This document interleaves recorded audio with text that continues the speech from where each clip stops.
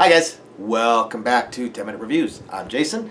My fuzzy missile coming in right. Oh, she came in very slow. More of a torpedo today is Freya. Hi.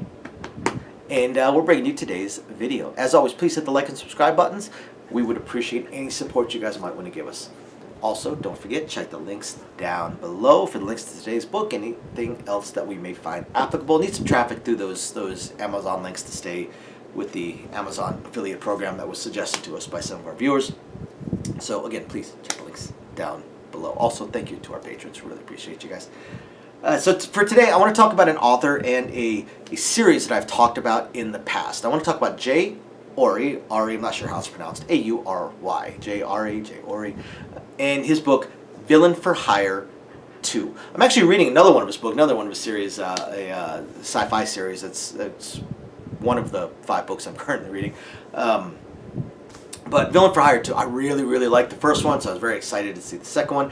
As you guys know, I really like the superhero genre, and the first one, Villain for Hire, again, it was an absolute blast. It's a whole different take on the superhero tropes in the superhero world. Of course, we've got our superheroes, we've got our superpowers, but in this case, like Villain for Hire, he's not really a villain. He's more of an actor. He's got superpowers, but he basically works for marketing. For most of the superheroes out there aren't so much heroes as they are business people, and there's only so much crime when you've got 10 crimes a day being committed and 600 heroes in the city all trying to get famous and trying to get their names out there and trying to get marketing deals and merchandising deals and all that. Well, so what do? You hire a villain. And that's what Victor, our main character, is. He's a professional villain. He happens to be extraordinarily powerful. He's got magnetic superpowers, and he uses them very, very, very well. Very, very, very clever. Like in the first book, he basically made a railgun at one point that was really cool. But yeah, he's a professional villain. He's not bent on world domination. He drives an old beater of a car. He's just working for a paycheck. Now he's got a few more people he has to take care of now, thanks to the events in the first book. He's got basically a couple of apprentices in a way. So basically, he's got his super villain ladies, and he's also now has a lair. He's almost turning into a typical supervillain. What's funny is, again, in this world, he's just a working stiff. He's a supervillain, but he doesn't really come. When he commits a crime, it was staged. It was planned in advance with the company. Like if he robs a bank, it was planned with the bank. The bank was in on it. The bank helped plan it. The insurance company helped plan it.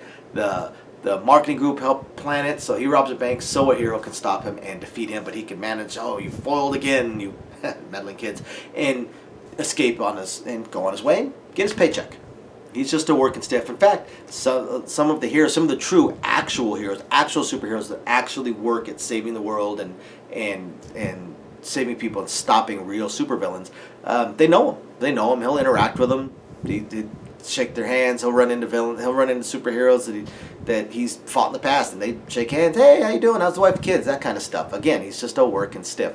Only this time around, he's got a true supervillain that is coming after him. Well, not so much coming after him, but coming after one of his women. So as we ended the last book, he got the lair from the actual true world domination bent supervillain.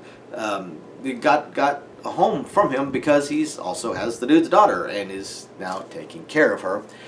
Along with that, he also has his supervillain friend's sister that he's mentoring, and he's got his super inventor, part sheep DNA'd, mad genius inventor, also now staying with him, building her own private lab. Well, one of his women has somebody else from their past coming after them, which I guess kind of makes sense because in the first book he had was it Glacius?